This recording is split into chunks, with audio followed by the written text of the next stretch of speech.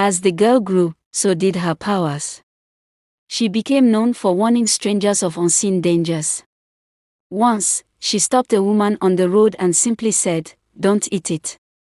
The woman, confused but uneasy, later found out that the food she was about to consume at a gathering had been poisoned. At first, people were skeptical.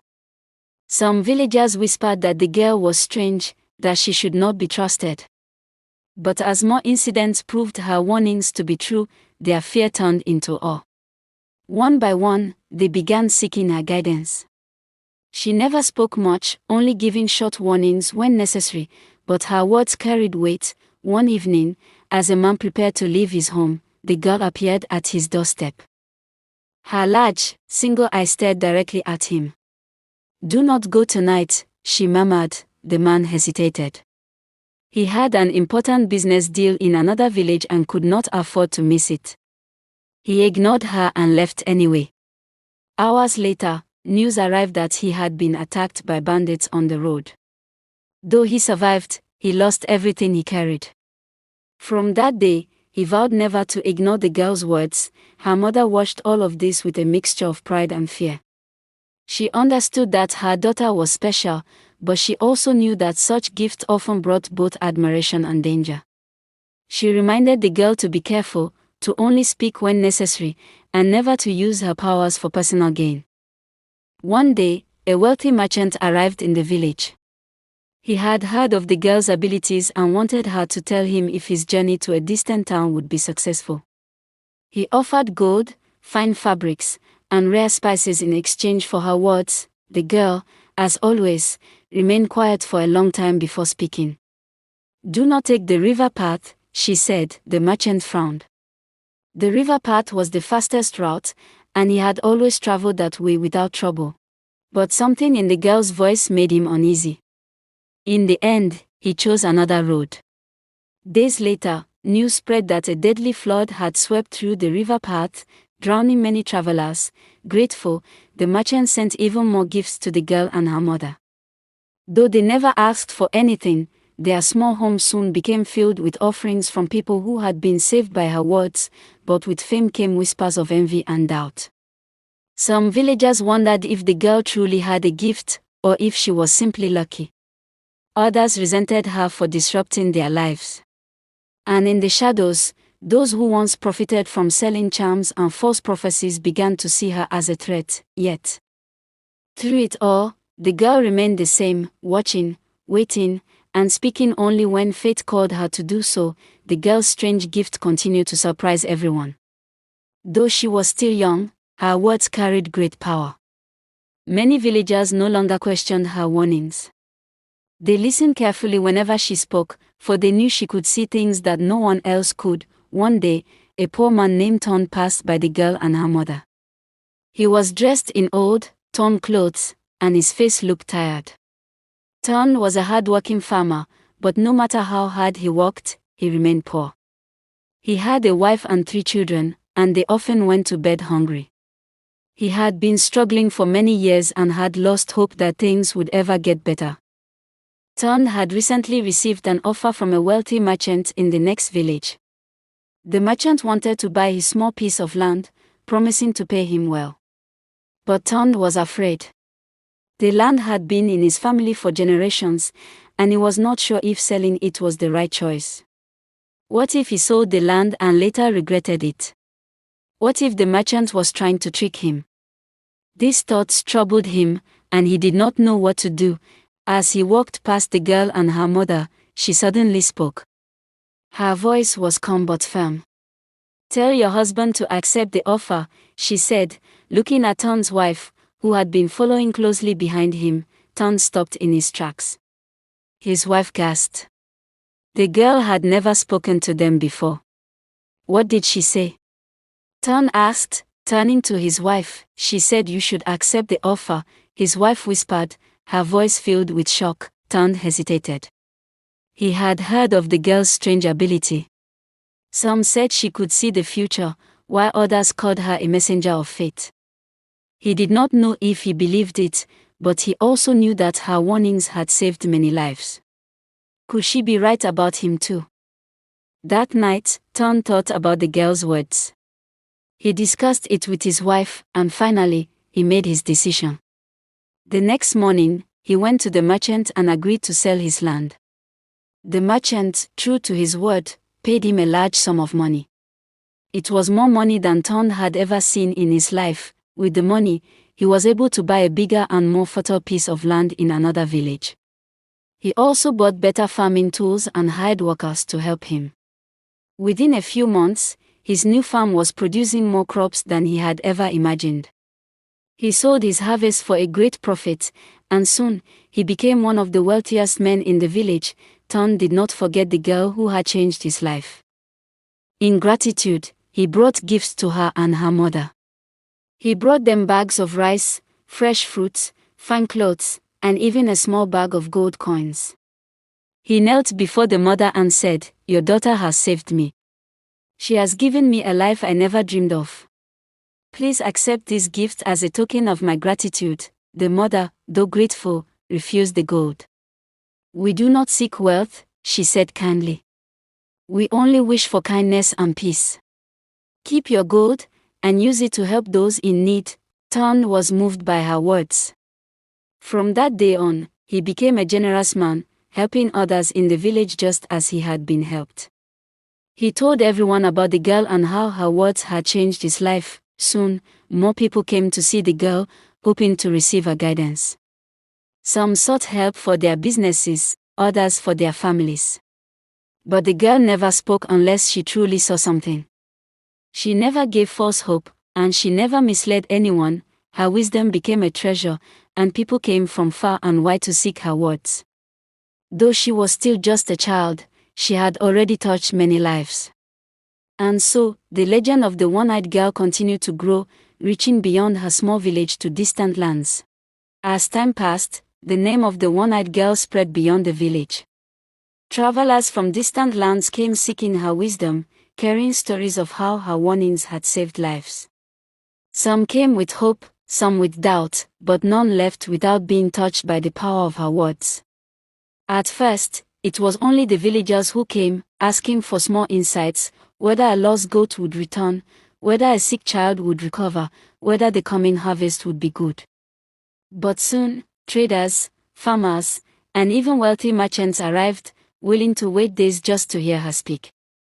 They left behind gifts of food, cloth, and coins, even though the girl and her mother never asked for anything in return. Their small home, once poor and lonely, now overflowed with kindness from strangers. The mother, who had once struggled to feed her child, now found herself with more than enough. Yet, she remained humble. She never turned anyone away, no matter how rich or poor, and she never demanded payment. "Her gift is not for sale," she would say whenever someone tried to offer her money. "It is meant to help, not to profit." Despite the love and respect from the villagers, there was one group of people who never came: her own family. Her father, the man who had cast her out in shame, knew of his daughter's growing fame. He had heard the whispers, the stories of the child who could see the unseen.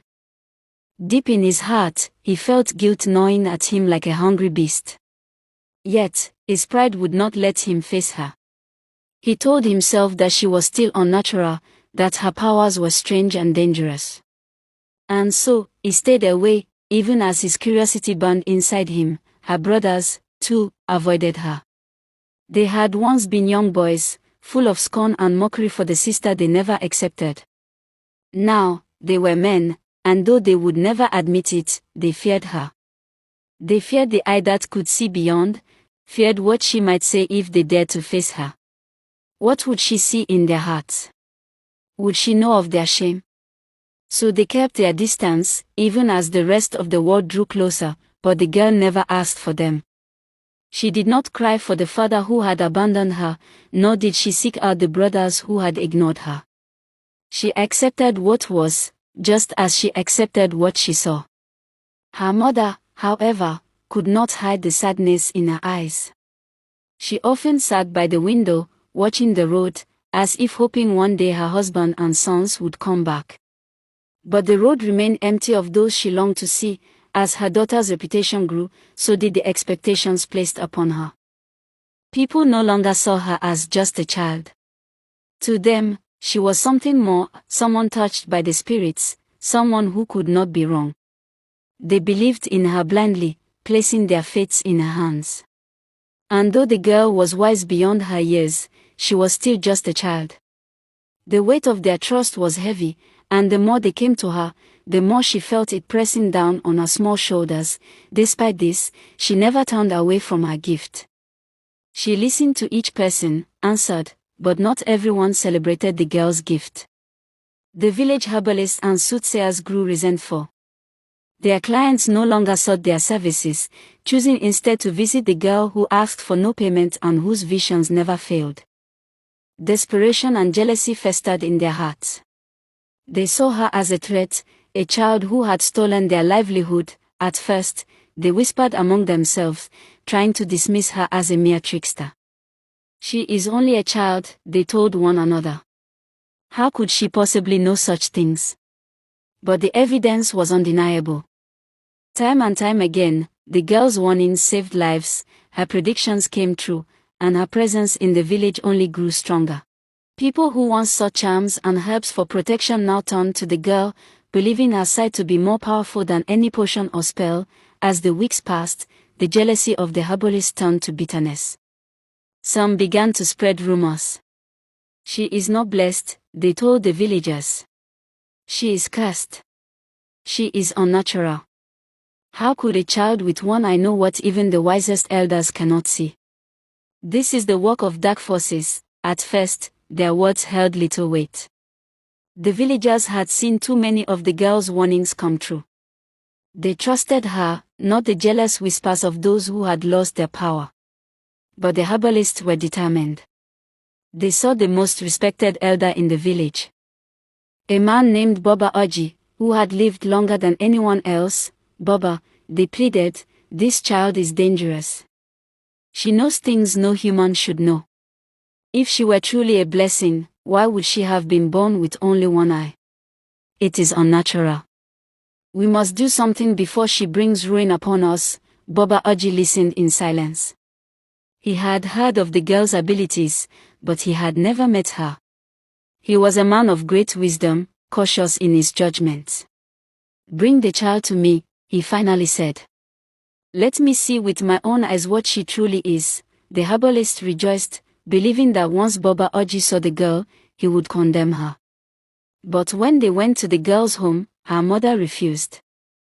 She is just a child, she said firmly. She means no harm to anyone. Why must she be judged? The villagers, however, were curious. They wanted to know what Baba Oji would say. Some urged the mother to take the girl to the elder. Others worried that if she refused, it would only confirm the fears of the herbalist. That night, as the girl lay in bed, she whispered to her mother, "They are afraid of me. But I have done nothing wrong." Her mother held her close. "I know, my child. But sometimes, people fear what they do not understand." The next morning, the mother made a decision.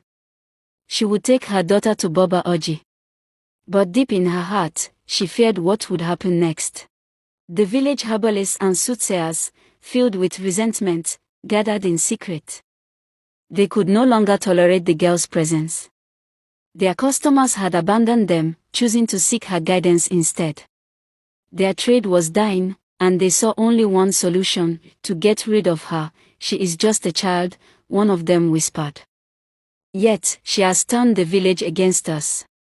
If we do nothing, we will lose everything. We must act now," another agreed. Before her influence grows even stronger, they devised a cruel plan. Under the pretense of gratitude, they would invite the girl and her mother to the herbalist's home, offering them gifts and pretending to honor her wisdom.